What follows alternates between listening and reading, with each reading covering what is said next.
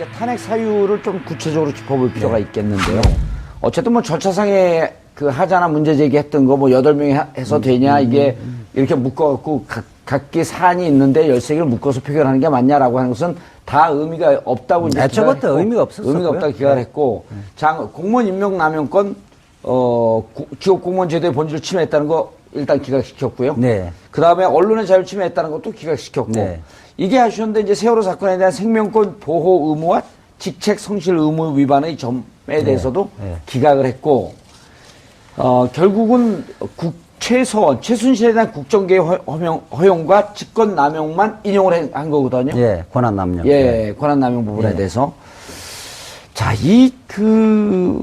권한 남용 중에서도 좀 특이한 게 이렇게 나타난 것을 밝혀질 수 있음에도 불구하고 지속적으로 은폐하고 덮으려고 했다라고 하는 얘기가 무척 강조가 됐거든요. 그게 무슨 의미일까요? 일단 대통령이 임명한 검사, 검사에 의해서 밝혀진 사실이거든요.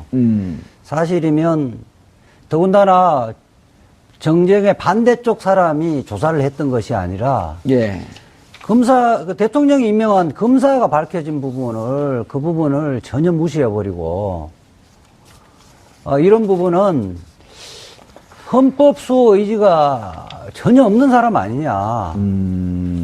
이것은 뭐 헌법재판관들이 일단 수사 기록을 보고 몇 사람, 이 26명의 증인을 해서 다 들어보니까 금방 판단할 수 있는 문제인데, 그것조차도 이건 뭐 견해의 차이가 아니라 사실의 문제인데, 다 밝혀진 사실조차도 부정을 하고 있으니까, 이것을 그대로 대통령 자리에 그대로 놔두면, 대한민국이 이게 뭐 나라가 아니다는 생각을 했던 거죠. 고재열 기자님, 아까 이제 재밌는 말씀을 하셨는데, 전체적으로 사건이 복잡한데, 최순실의 국정개의 허용과 권한남용, 이거를 쭉 열거한 것을 사례별로 봤더니 8개 정도 사안을 얘기를 해요. 우리가 방송을 하면서도 우리도 상당히 디테일하게 알았다고 생각을 했는데, 저희가 파악한 것보다 훨씬 깊게 들어가서. 저도 놀랐습니다. 놀랐어요? 저는 깜짝 놀랐어요. 8개를 다 하고, 이렇게 최순실 국정개의 허용과 권한 남용이 있다. 그 다음에 이제 정리한 게, 그럼 이러한 행위가 헌법과 법률에 위배되는지 보겠다. 이러고 정리를 했다고요? 그 부분이 이제 우리가 흔히 하는 말로 빼박캔트죠. 그러니까 그리고. 뭐요? 빼박캔트.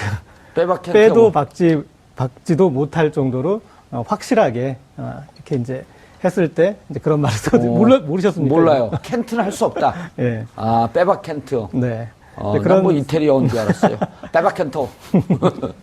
그런 상황이 됐는데 저도 이렇게 앞에 이 판결문 읽을 때 그러나 이렇게 3번 나올 동안에 근데 예전에도 보면은 뭐 통합진보당 해산할 때나 그러니까 결론과 달랐던 부분들을 먼저 이렇게 짚고 넘어가는 부분이 있지 않습니까? 그러니까 저도 이제 사전에 그런 것을 알고 있었기 때문에 좀 각오를 하고 있었기 때문에 한두 개 정도의 이제 그러나는 나올 줄 알았는데 3번 정도 이어지면서 세월호 7시간까지도 그러나 이것이 탄핵 어떤 소추의 사유는 아니다라고 우리가 가면서 정말 말씀하셨지만 심장이 쫄깃해졌었는데 그런데 마치 이 대형 슬러거가 큰 한 방을 위해서 가볍게 몇 개 이제 자기가 원하는 볼로 유도하기 위해서 헛스윙을 하는 것처럼 풀카운트 2-3까지 갔어요. 만들어 놓고 거기에 정말 절묘하게 사실과 그다음에 여러 가지 법 위반과 그리고 그 법에서의 어떤 그 마지막 이제 이 파장까지 모든 걸 다 뭉뚱그려서 절대 이 경고함을 도저히 깨트릴 수 없을 정도의 어떤 그 부분을 만들어냈다고 저는. 이재 변호사님, 저는 피청구의 이런 행위가 헌법과 법률에 위배되는지를 보겠습니다 하고 헌법, 국가공무원법, 공직자윤리법을 위반하고 기업의 자산권 침해, 기업 경영의 자유 침해, 국가공무원법의 비밀 엄수 의무를 위배한 것입니다. 여기까지 우리가 예측을 했어요. 여기까지. 그러니까 이게 법률 위반, 헌법 위반했다.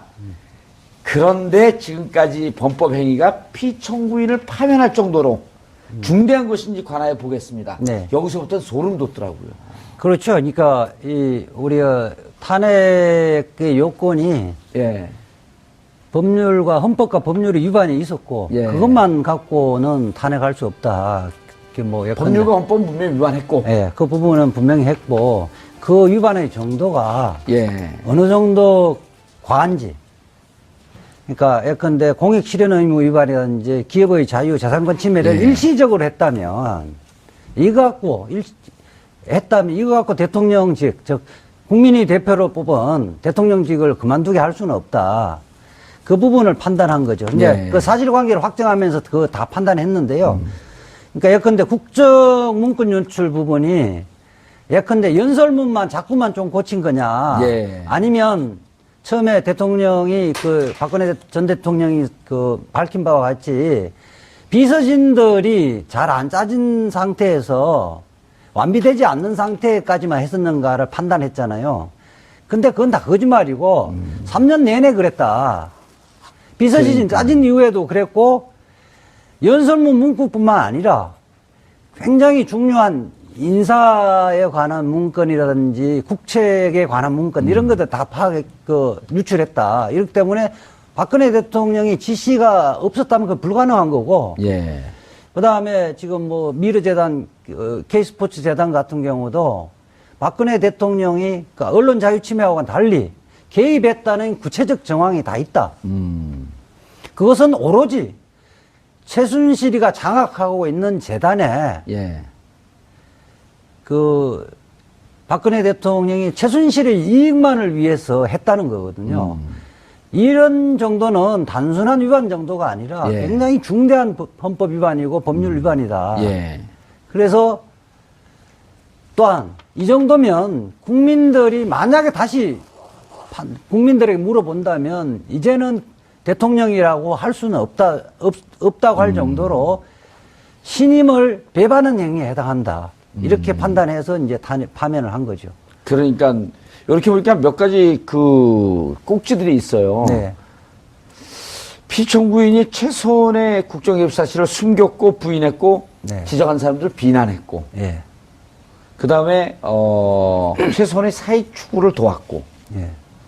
그 다음에 지속적으로 이루어졌다라고 하는 대목에 가서는 정말 이분들의 헌법재판관들의 의지가 얼마나 결연한지 보여지더라고요. 그렇죠. 그래서 이 지속적으로 이루어지고 관련자들이 지적하려고 하면 단속을 했고 말하지 말라. 네. 그래서 이것이 이제 법치주의 위반이다. 그 다음 마지막에 헌법 수호 의지가 전혀 보이지 않는다. 헌법 수호 의지는 이제 박근혜 전 대통령이 예. 자초를 했는데요. 세 차례 걸쳐서 대국민 담화를 했는데 그것이 다 거짓말이다. 진정성이 없는 것이다. 예.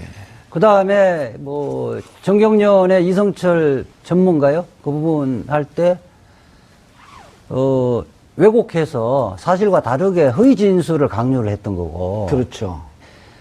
더군다나 만약에 죄가 없다면 본인이 말하는 뭐 선한 의지로 갖고 했다면 청와대 왜 압수수색을 반대하냐? 적극적으로 예. 도와야죠. 그렇게 하고 검찰 수사 받지 않는 것 이런 거 봐서는 전체 국가기관 자체를 무력화시키는 거 아니냐. 예. 이렇게 본 거죠. 알겠습니다. 지금 말씀하신 네. 요 부분 들어간 거에 대해서 이제 법 쪽의 인사들도 좀 놀라움을 표현했는데 검찰 조사 받는다고 하고 검찰 조사 안 받았다. 네. 그렇죠? 예. 그 다음에 증거 청와대 압수수색 거부했다. 이것이 헌법 수호 의지가 없다. 예. 라고 하는 대목으로 이해를 한 거란 그렇죠. 말이에요. 그리고 그러니까, 예. 국민의 신임을 배반한 것. 예, 예. 요게 이제 결론이란 말이에요. 네. 그러니까 그 앞부분에서 기각을 했던 앞부분에서는 이렇게 헌법과 법률에 대한 해석을 상당히 엄격하게 그리고 적용할 때 소극적으로 적용하면서 그렇게 했던 것을 이 부분에 와서는 상당히 적극적으로 해석하고 적극적인 행동 의무를 부여하고 이제 그 부분에서는 상당히 앞부분하고 비교됐는데 그런데 이제 제가 봤을 때는 헌법재판소 재판관들이 대통령이라는 직의 어떤 그 본질적인 부분 그리고 이것은 하나하나 움직일 때마다 법이 한 서너 개씩 위반하게 되지 않습니까? 네. 네, 그래서 거기에서 어떤 큰 이 승부를 걸었다고 저는 좀 생각했습니다. 예. 그런데 이제 아까 우리가 초반에 말씀드렸듯이 이진성 김인수 재판관 예. 세 번째 예. 세월호 참사 세월호 7시간이 탄핵 소추의 탄핵의 사유가 되지 않는다라고 하는 것에 대해서 이견을 했는데 89쪽 중에 17쪽을 할애했어요. 네, 네, 네. 자그마치 20%. 예. 주 내용이 뭐였었나요?